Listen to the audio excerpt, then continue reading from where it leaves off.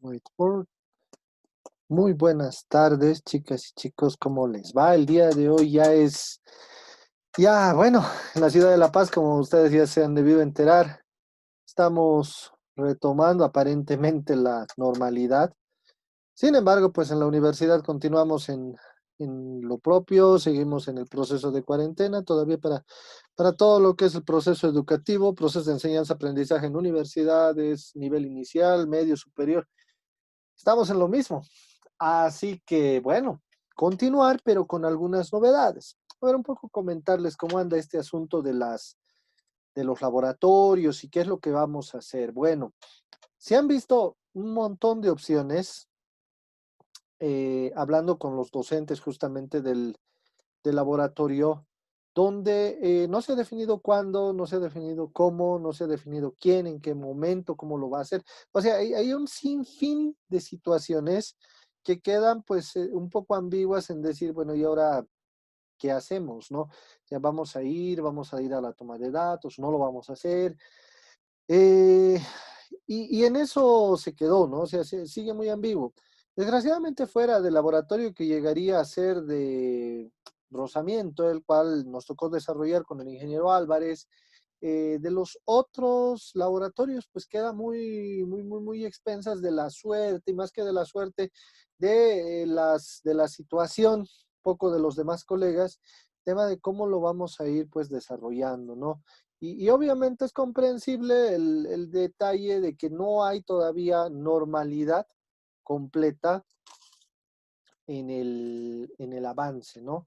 O sea, nuestro avance todavía está siendo un poquito laxo, digamos, ¿no? Pero ya es tiempo de empezar a hacer cosas y no es tiempo de tomarlo a la ligera, ¿no? Entonces, el día de hoy vamos a realizar el avance de lo que es el capítulo de rozamiento y vamos a trabajar de la siguiente manera.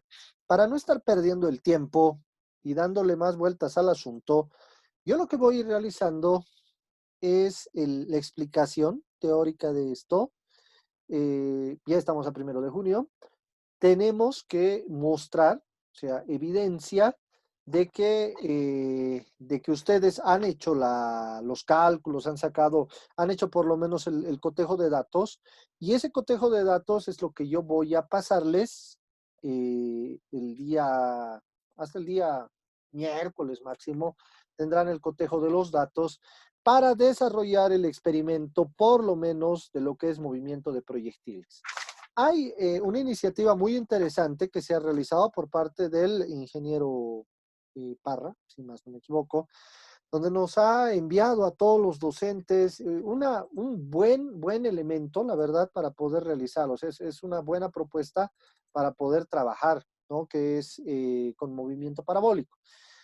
Sin embargo, esto está muy supeditado al tipo de experimento y a la guía con la que se trabaje. Y en física, pues laboratorio, no todos los docentes trabajamos con la misma guía, siendo franco. O sea, hay docentes que trabajan con la guía del ingeniero Guaita y otros trabajamos con la guía del ingeniero Soria. Ambas loables, por cierto, o sea, son muy buenas, pero el tema digamos, de esa perspectiva hace que los datos que nosotros pidamos, por ejemplo, que yo pueda pedir, no van a llegar a captarse en los parámetros de lo que quiere el ingeniero Guaita, por ejemplo, ¿no? En las hojas del ingeniero Guaita. Entonces, yo lo que voy a hacer es a ustedes brindarles esos datos dentro de las hojas de datos y lo voy a subir al Moodle y con eso ustedes ya van a empezar a trabajar considerando ya la explicación que he dado, pero con además el manejo de algún tipo de video que te permita ver cómo anda el tema del movimiento de proyectiles, o sea, un poco imaginarte, ¿no? No vamos a poder, o sea, no sé en qué se habrá quedado con el hecho de ir y realizar el experimento, esa era la idea inicial, o sea, por lo menos para eso estamos brindados, pero hay pues ciertas limitaciones. Yo esperaría resolver eso y por eso les digo, ¿por qué no nos va a pasar ahorita los datos? Prefiero pasárselos el miércoles. Voy a hacer mi último intento de ir el día de mañana a la facultad, ya que la gente se organice, ¿no? No quiero llegar el día de hoy, digamos, ¿no? Llego con los administrativos en medio de chisguetazos de hipoclorito de sodio encima, desinfecciones por medio, ahí tirarnos de alcohol en la cara y demás. No, ¿para qué vamos a empezar a correr hoy día? Pero la idea es no parar. Como nosotros ya hemos visto y les he hecho una explicación teórica de lo que es el capítulo 3 y el capítulo 4, yo lo único que necesitaría es generarme los apartados en el Moodle, que no lo he estado haciendo porque tampoco tenemos la necesidad de volar en eso. Genero mis apartados en el Moodle, les voy a poner la parte teórica, les voy a poner ahí un pequeño cuestionario más que ustedes puedan rellenarlo, y con todo eso es que nosotros vamos a ir sacando la nota. ¿Quiénes pueden participar del laboratorio? Ya les había dicho, sí hay limitaciones que el consejo universitario, que el facultativo. Bueno, miren, ahorita tengo 20 personas. Pónganse en el caso que en 10 minutos más van a entrar unos 10 o 15 más. Veremos cómo está el rendimiento aquí. Mucho vale quien tenga pues el carácter para seguir y continuar en esto.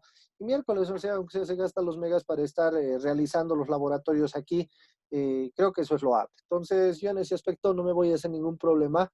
Quien tenga que aprobar, aprueba en función a la calidad de sus informes. Me parece eso lo mejor en estas condiciones, ¿no? Bueno, entonces, sin ir más allá, y respetando lo que ha dicho nuestra máxima autoridad facultativa, que es el Honorable Consejo Facultativo, pues tenemos que desarrollar no más todas las actividades como se habían previsto.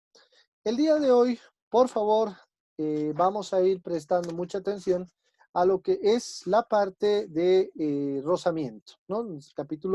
El siguiente capítulo que corresponde a rozamiento. Y les voy a pedir, por favor, estén muy atentos el día miércoles, porque ahora sí vamos a empezar a acelerarnos, ahora sí voy a empezar a pisar un poquito el despegue, digamos, de la asignatura, porque hasta el día, antes del 1 de junio, todo es laxo, ¿no ve? Pero ahora sí va a entrar el tema de un poco más de iniciativa porque ya la asignatura se dispara. O sea, técnicamente laboratorios lanzan desde hoy día, ¿no? Entonces, vamos con esto. Esto es para nosotros el Labo 5, no capítulo, Labo 5, donde en rozamiento nosotros lo que vamos a ver es qué es el rozamiento, ¿no?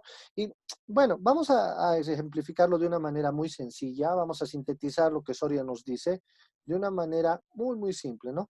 Nosotros, si tuviéramos un objeto en un suelo perfecto, perfecto quiere decir perfectamente liso, con un coeficiente de rozamiento cero y yo lo impulso con una miserable fuerza, o sea, casi nada, 0,00001 newtons, yo lo que voy a tener es una reacción automáticamente desde el cuerpo, porque sí va a ser, es una reacción, o sea, va a ser un impulso que yo le dé, y esto va a empezar a moverse indefinidamente.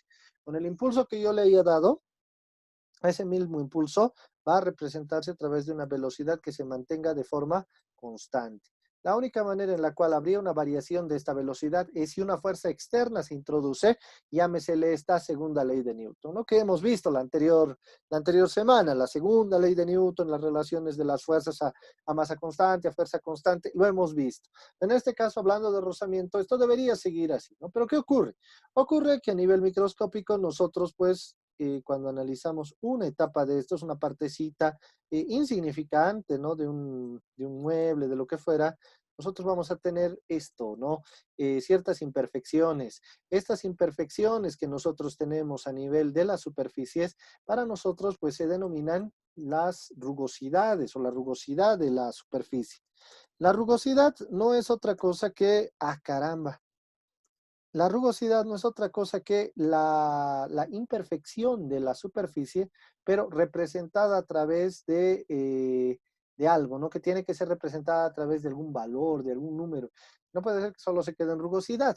Y la existencia de rugosidad va a verse patente, o sea, va a verse evidente, el momento en el cual tú quieras agarrar un objeto y quieras hacer lo mismo que en el caso ideal. Tú agarras un objeto, cualquiera fuera muy chiquitito, muy grande, ¿no? En este caso un objeto regular, o sea, un cubito, lo voy a empujar, o un paralelepípedo, pum, lo empujo, y el objeto resulta que se queda detenido, ¿no? En algún punto. Aquí se paró. ¿Qué pasó? Hay algo acá de rozamiento, lo cual ya no es igual a cero, sino mu puede llegar a ser mayor a cero y es menor a uno, ¿no? Esos son detallitos que no lo puedo pasar de lado, entonces aquí sí va a existir un valor de mu. Cuando yo hablo del rozamiento, este está directamente relacionado, matemáticamente hablando, a unos factores de transformación. Esos factores de transformación que se pueden explicar desde la perspectiva también del álgebra lineal, nosotros los tenemos que explicar de una manera más sencilla, porque estamos ingresando desde la perspectiva todavía de la física 100, de la física laboratorio, donde para nosotros este coeficiente de rozamiento se va a ver directamente reflejado en la fuerza de rozamiento, y eso es como una relación de mu por la normal. Ahora, fíjate qué es lo que ocurre acá. Tenemos estructuras de fuerzas ortogonales. ¿Qué quiere decir que sea algo ortogonal? Pues que se encuentre con una diferencia de 90 grados. Si tu fuerza, por ejemplo, ¿no? En el avance, yo tengo una fuerza que está yendo a la derecha, pero tengo rozamiento en una superficie, esto va a implicar que se va a generar una fuerza de rozamiento a la izquierda. Entonces aquí voy a tener una fuerza de rozamiento. Y de alguna manera, pues esta fuerza de rozamiento va a vincularse con este vector, que es un vector normal. Y fíjate que entre estos dos, pues hay una relación de 90 grados, hay una relación de ortogonalidad. Esta relación de perpendicularidad, si se quiere ver así, entre la fuerza de rozamiento y la normal, pues va a ser reflejada a través de mu, donde si tú despejarías mu, vas a ver justamente esta relación, cómo se relaciona la fuerza de rozamiento con la normal de esa forma, ¿no? Y te da justamente acá una idea de que mu no puede ser mayor a 1, ni tampoco puede ser menor a 0, ¿no? Las cualidades mismas de estas fuerzas, pero en fin, ese es un dilema muy aparte que entra dentro de las concepciones más teóricas que nosotros podíamos ir elucubrando, o sea, dando muchas vueltas acá, no vale la pena. Pero lo que sí tenemos que considerar es que esta mu va a estar relacionada con esta relación ortogonal, ¿no? De 90 grados entre fuerza de rozamiento y normal. Para nosotros eso es muy importante. Además, dentro de lo que es la mu, también nosotros tenemos que considerar que existe una mu kinetic y una mu static, o sea, hay una mu cinética y una mu estática. ¿Cuál es la diferencia entre una mu kinetic y una mu static? Bueno, fácil. Lo que pasa es que en la mu kinetic yo estoy hablando de movimiento. Aquí tenemos movimiento, aquí tenemos desplazamiento, ¿no? Desplazamiento. ¿Qué quiere decir eso? Que el momento en el cual yo estoy realizando movimiento, por ejemplo, de un cuerpo, yo estoy ya en movimiento, o sea, no estoy partiendo del reposo, yo ya estoy moviendo un cuerpo, pues me encuentro con el factor mu kinetic. Mientras que si el cuerpo está partiendo del reposo, eso quiere decir que tengo una velocidad inicial igual a 0 y estoy en ese momento, en esa escena, entonces nosotros nos encontramos en estado estático. Entonces, cuando estamos estáticos, nosotros tenemos que utilizar mu static y no mu kinetic, ¿no? Son situaciones distintas. ¿Hay una diferencia de valor entre ambos? Claro que sí, la mu static siempre va a ser mayor a la mu kinetic. ¿Y eso por qué? La explicación, bueno, la explicación simple es que estás parado y obviamente estar parado implica que hay una mayor resistencia por la inercia, llámesele así. Bueno, la inercia es una buena justificación para que siempre echarle la culpa a todo, ¿no? Y sí, o sea, tiene nomás razón de que es la inercia, pero seamos mucho más, digamos, exquisitos en nuestro análisis. No podemos solamente decir, la inercia, ¿no? Y le echamos la culpa. Eso está bien como para alguien que está iniciando en esto, ¿no? Pero nosotros ya no. Tenemos que decir, bueno, ¿qué es lo que está ocurriendo acá? Pasa que cuando tú estás estático, ha pasado un buen tiempo y pues las partículas, bueno, la estructura en realidad continua de las superficies ha llegado a generar casi como una unión, un engarce. Mira, entonces esta unión, este engarce está medido a través de este coeficiente estático. Cuando tú estás en movimiento, tú estás en desplazamiento, estos elementos están quebrándose continuamente. Entonces, lo que tú tendrías, pues, es esta relación, ¿no? Ya no tienes estos picos como los tendrías en el caso estático, sino por el desplazamiento entre superficies, estos se han llegado a quebrar, ¿no? Y eso hace que el mu kinetic sea siempre menor al mu static, porque esto lo está moviendo y lo estás quebrando. A medida que vas avanzando, vas rompiendo, digamos, ¿no? Estas rugosidades, estas imperfecciones, ¿no? Esto se evidencia también cuando tú estás moviendo algún objeto y de pronto alguien te está moviendo una caja y te dice, échame una mano y siguen moviéndolo, te resulta ligero. Cuando se paran los dos al mismo tiempo y dicen, ya arranquemos, resulta más difícil. Justamente es esa la razón, ¿no? entre que te estás moviendo y vas rompiendo estas intersecciones y no. Bueno, entre todo esto, ya dándoles ese paneo así bien, bien global, bien amplio, nosotros consideramos pues estas relaciones del mu kinetic y el mu static, ¿no? Ahora, dentro de lo que es para nosotros el coeficiente de rozamiento estático, Soria nos dice que podemos ir desarrollando una experiencia que es bastante interesante a través de un plano inclinado. No, no creo que lo podamos hacer aquí, es muy pequeño el espacio. Vamos a poner acá. Hay un plano inclinado con un transportador muy grande que se coloca de esta manera. Bueno, es un plano inclinado, imaginen como si fuera claro, una rampita, una rampa pequeña. Este plano inclinado lo vamos a intentar de hacer un poquito, no quiero utilizar la regla para no platear mucho con eso. Esto lo vamos a poner así, lo unimos de esta manera. Por este otro lado, wow, esta cosa no. Por este otro lado nosotros vamos a tener una, como un transportador, les decía, que me va a permitir medir de acuerdo a la posición, porque esto está como que hueco, una cosa de este tipo. Quienes tienen el libro del ingeniero Soria, por favor, ahí me pueden ir siguiendo. No, esto no queremos verlo. Esto es una cosa así, ¿no? Entonces, ¿qué me permite esto? Es como un tornillo donde cada una de estas posiciones me va dando distinto tipo de ángulos. Cada posición está representando un ángulo, ¿no? Y entonces yo, mientras voy desplazando esto, voy dándole distinto tipo de ángulos. ¿Qué es lo que vamos a hacer con esta rampa? Nosotros vamos a colocar un cuerpo sobre una de estas caras. Ustedes saben muy bien, o sea, de plano inclinado, ustedes ya son capos para hacer análisis. Nosotros vamos a generar qué cosas acá. Lo primero que tengo es el peso de forma vertical hacia abajo, siempre.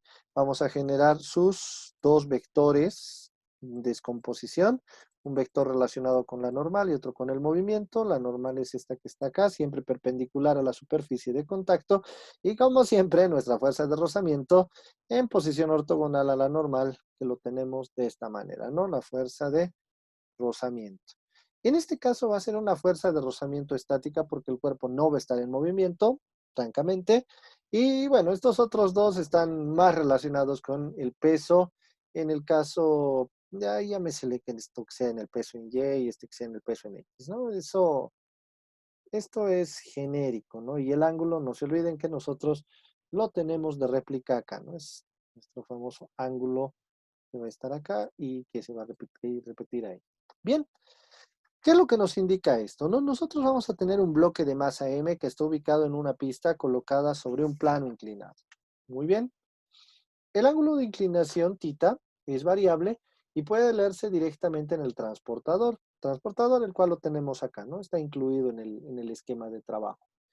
Si el bloque va a estar en reposo, nosotros obviamente podemos leer cuál es el ángulo. Para nosotros, y esto remarca mucho Soria, nos indica, va a haber una fuerza estática, ¿no? Esta fuerza estática, y esta fuerza estática va a estar directamente relacionada ¿con quién? Pues directamente relacionada por Wx. ¿Por qué razón? Bueno, esto creo que ya entra más al terreno de lo que es el diagrama de cuerpo libre. Si tú desarrollas tu diagrama de cuerpo libre, en este caso, permítanme, tú desarrollas aquí el diagrama de cuerpo libre, pues lo que vas a hacer es generarte de esta manera el peso en X, por un lado, y por otro lado, acá la fuerza estática. Si es que no existe movimiento, hay algo que se está manteniendo aquí igual. Y puede ser que F de S sea igual a W de X, ¿no? Ah, qué bien. Puede ser que sea igual. ¿Por qué?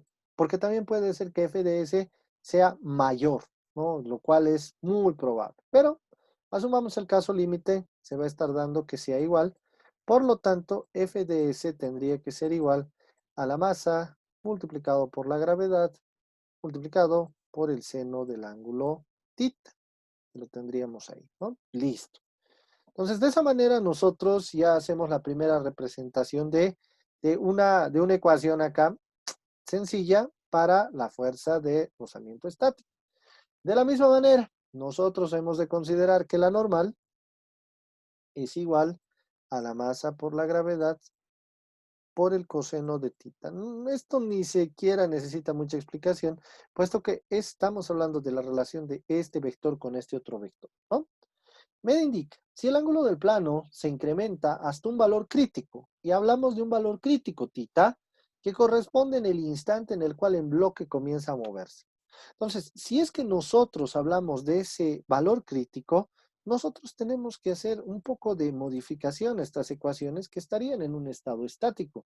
Y nosotros le vamos a llamar acá, pues que va a haber una fuerza de rozamiento estática que va a ser el punto máximo, el punto crítico yo le llamo acá, que será igual a la masa por la gravedad por el seno de este ángulo tita que va a estar en su estado crítico. Y de la misma manera, pues la normal estará relacionada con esto porque está vinculada, va a ser la masa por la gravedad multiplicado por el coseno de este ángulo tita, pero en su estado crítico, ¿no?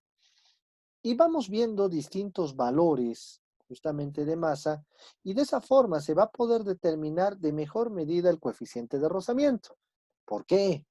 Porque cuando tú estás trabajando solo con una masa, te quedará la duda de que esto servirá solamente para esta masa, esto solamente servirá para este cuerpo. ¿No sería que tal vez exista otro tipo de valor para otro cuerpo, para otra masa? Claro, y con el fin de absolver todas esas dudas, es que se indica que utilices distinto tipo de masas, ¿no? Y que hagas la prueba con 3 cálculos o 3 ángulos distintos hallando el promedio. En la hoja del ingeniero Osorio, para los que tienen el libro, página número 61, ustedes justamente en la tabla 1 deberían realizar una relación de madera-cartón.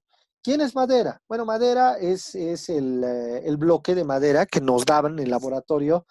Ya no lo tenemos, digamos, ¿no? Pero era el bloque de madera que nosotros teníamos y que lo colocábamos en esta superficie primero con un cartón, ¿no? Entonces, con el cartón nosotros veíamos cómo iba bajando esto y veíamos y calculábamos los ángulos críticos.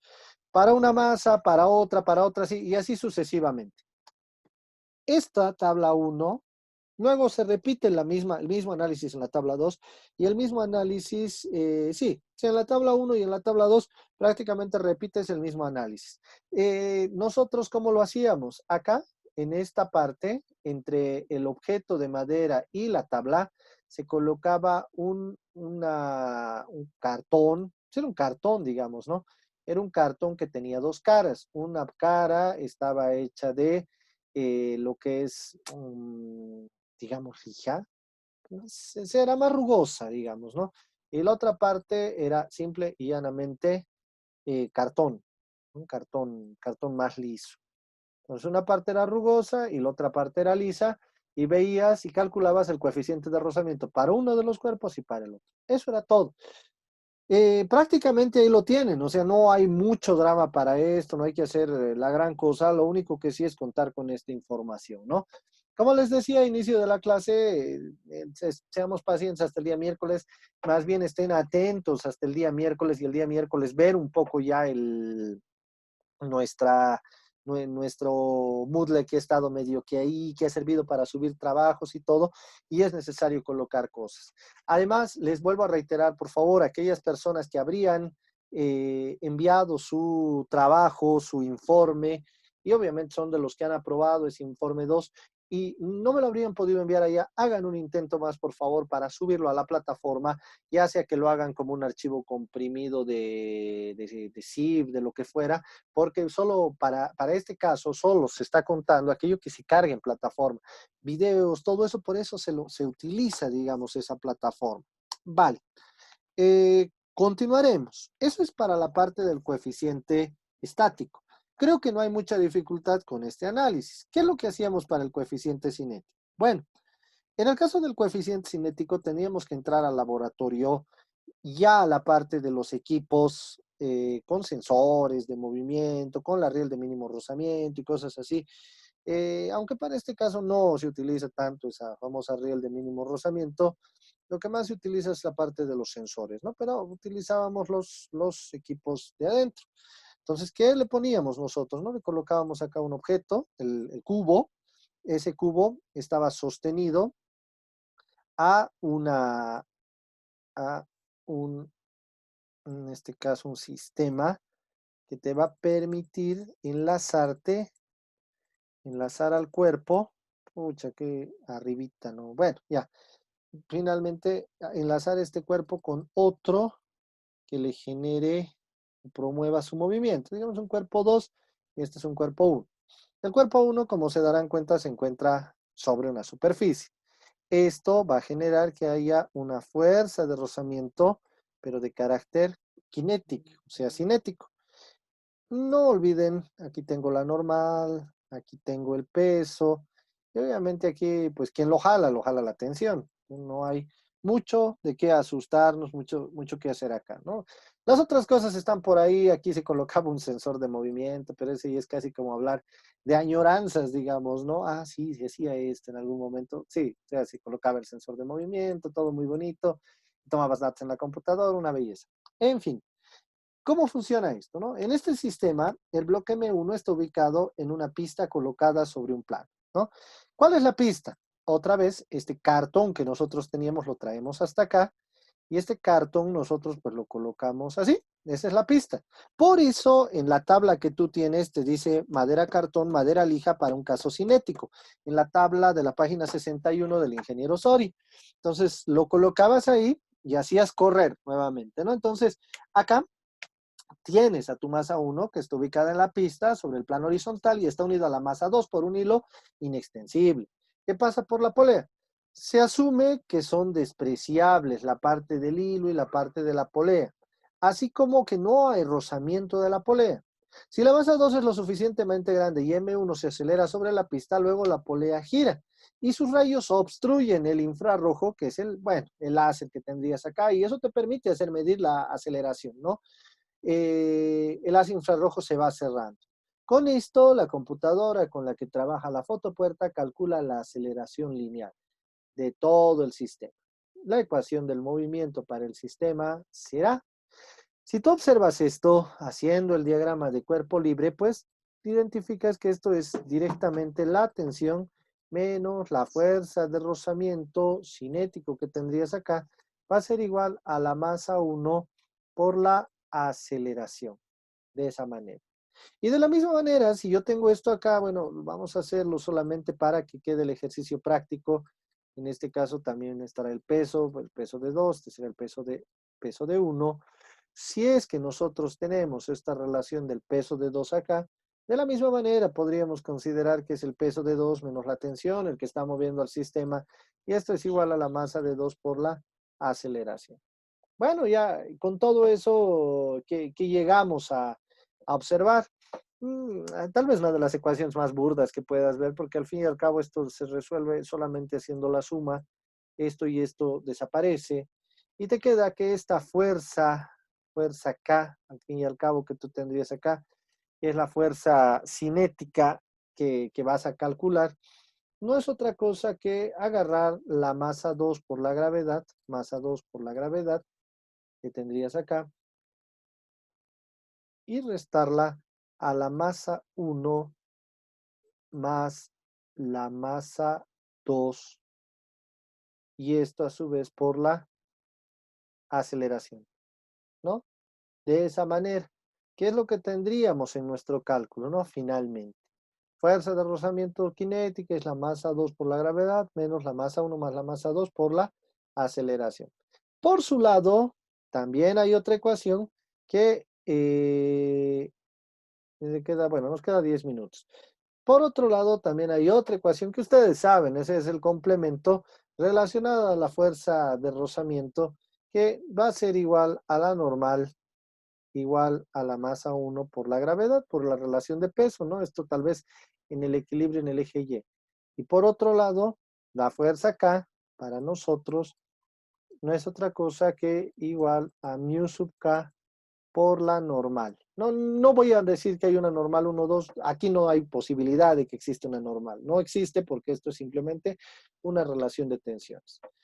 Con la masa 2, que nosotros hemos de mantener constante, o sea, esto no va a cambiar, y diferentes valores de masa 1, lo que vamos a hacer es determinar la relación entre quién, entre la fuerza K, la normal y mu sub K. O sea, hay una relación entre estos tres que es lógica. ¿Qué es lo que yo en principio justamente les estaba hablando de todo lo que estábamos diciendo? Hay pues una relación, y eso es lo que nos interesa, entre la fuerza de rozamiento y la normal. Y eso es lo que nos está intentando expresar esta última parte, ese último párrafo que nos habla el ingeniero Sori, ¿no? Entonces, ¿cómo lo hacemos ya en la parte práctica?